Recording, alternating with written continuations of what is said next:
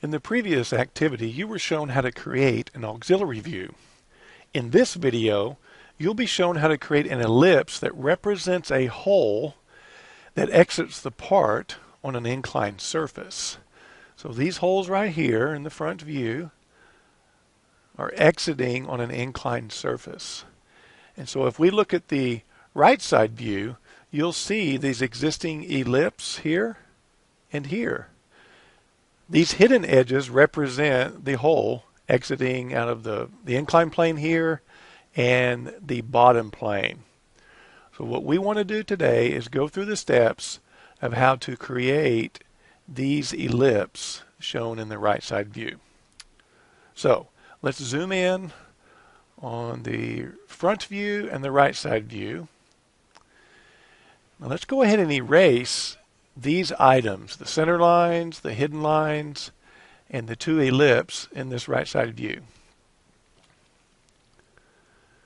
Now we're going to show the steps in order to create those ellipses. First, let's locate the vertical center line. Now it just so happens that the vertical center line is located on the depth dimension, which is side to side here, right in the middle, so it'll be on the midpoint.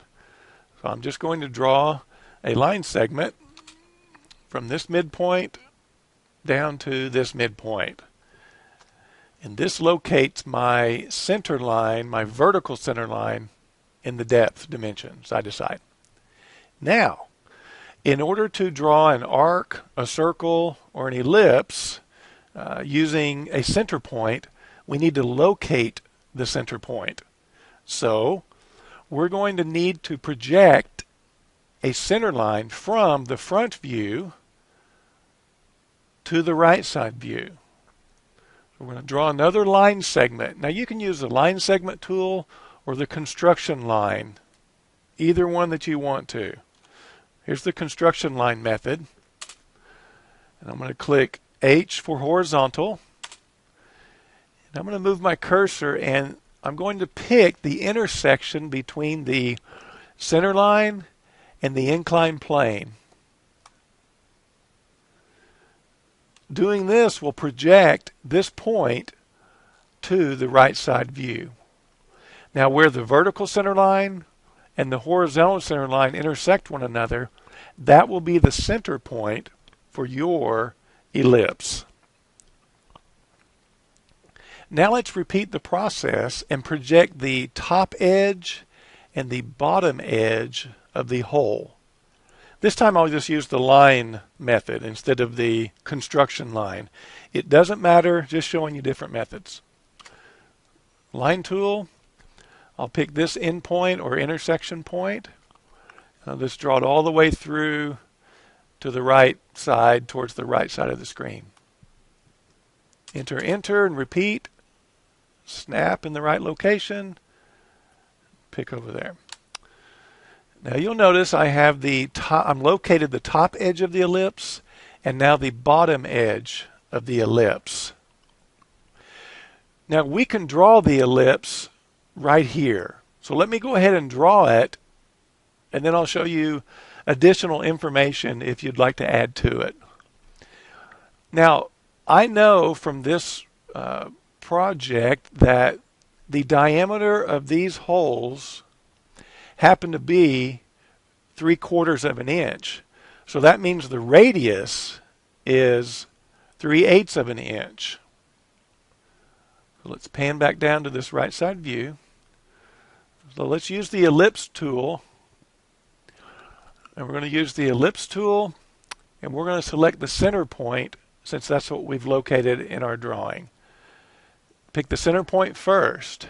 Now you can go ahead and pick the intersection of either the top or the bottom of the ellipse. Either one would be fine. After you do that, now AutoCAD is asking you to specify the radius of the major axis in this case. If I turn off ortho, it says specify distance to other axis. So here we go. I'm going to type in 3/8 of an inch. There's your ellipse. So let's review that method. I drew a vertical center line. I drew a horizontal center line from where the center line is in the front view. I projected the top edge of the hole and the bottom edge of the hole to where it would intersect this center line. Then I used the ellipse tool, the center option, pick the center point, pick the radius of the minor axis, and then typed in half of the major axis, or half of the total diameter.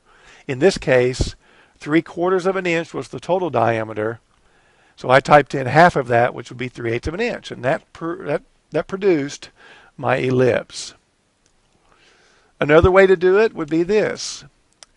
If I took the offset tool and I typed in 3/8 of an inch, half of the diameter, and I picked the vertical center line and made a copy to the left and made a copy to the right, now you can see that we've located another pick point for our ellipse. So you could either use the center option again, or you could use the 2 axis end option. Whatever you want to do. Pick, and pick. Whatever you'd like to do is fine. Just make sure that you understand where these line segments are coming from, these ones that I've highlighted on the screen. That's what really matters. Drawing the ellipse is easy once you find all of these line segments. So you can repeat that process by projecting your center line from the bottom hole across to this center line, projecting the top edge and the bottom edge across to the right side view to intersect these line segments, and then draw your ellipse. The other thing you could do would be maybe just draw a line from the center point in the front view over here to the right side view, and then use your copy tool. Here's the copy tool. You can also type CP. These 2 holes are the same diameter and they're on the same inclined plane, so we could just copy this ellipse from center to center, and guess what? You've created this other ellipse much faster by using the copy tool. I'm going to go ahead and erase these line segments for now. I'm going to change these 2 ellipses to the correct layer, which is going to be the visible layer. Now I'm going to draw some other line segments. Now again, you can draw a line from, let's say, here down to here. Change that to the center line layer if you'd like to. Boom. You could change your layer to the center line layer to make it current and then start drawing your line segments. It really doesn't matter. Draw another line from here to here. The quadrant of the ellipse to the quadrant of the ellipse. We know that these center lines need to stick out about 1/4 of an inch past the object, so let's go ahead and do that. I'll click here. You can hover if you want to and click lengthen, and you can type in the 0.25 and it'll lengthen it that much if you'd like to. I'm going to copy this line segment since it can be the same to that center point. Now I need to adjust this particular center line, so I'm going to go ahead, I think, let's see, if I come here, then I can stretch it up another point, whoops, stretch it straight up, 0.25, and I can either stretch it or lengthen it. Either way, I'm going to type in 0.25. Now I'm going to go ahead and break out this center line using the trim method after you draw 2 circles. So let's zoom in a little closer. We'll draw 1 circle with a diameter of what? 1/8 of an inch. You know how to do this. You've done it before. Offset 1/8 of an inch. Trim and pick the vertical center line. Move these little circles for a template down to here, And I'm just trimming this up to make it look like the ANSI standard calls for. Erase those two circles, and that will be just fine for what we're doing. So there are the two ellipse, or the two holes that appear as ellipse exiting the inclined plane, and they're visible to our eye. Well, the last thing to do is go ahead and add the hidden edges. So I'm going to go ahead, if you want to, change to the hidden layer, make it current. Draw a line segment from this quadrant. Since these exit all the way to the bottom, I'm going to go all the way to the bottom edge of our object. You can draw it again. You can copy this other line, and there you go. That's it. So again, the big thing is to make sure that you locate your center lines from the front view. Locate the top and bottom edges of your ellipse. And then once you've projected those line segments, use the ellipse tool, whichever method you would like, and draw your ellipse in there. And that is how you represent holes on an inclined plane in an auxiliary view. Well, if you have any further questions, just be sure to ask the instructor, and they'll be sure to help you out. All right, good luck to you. See you in the next video.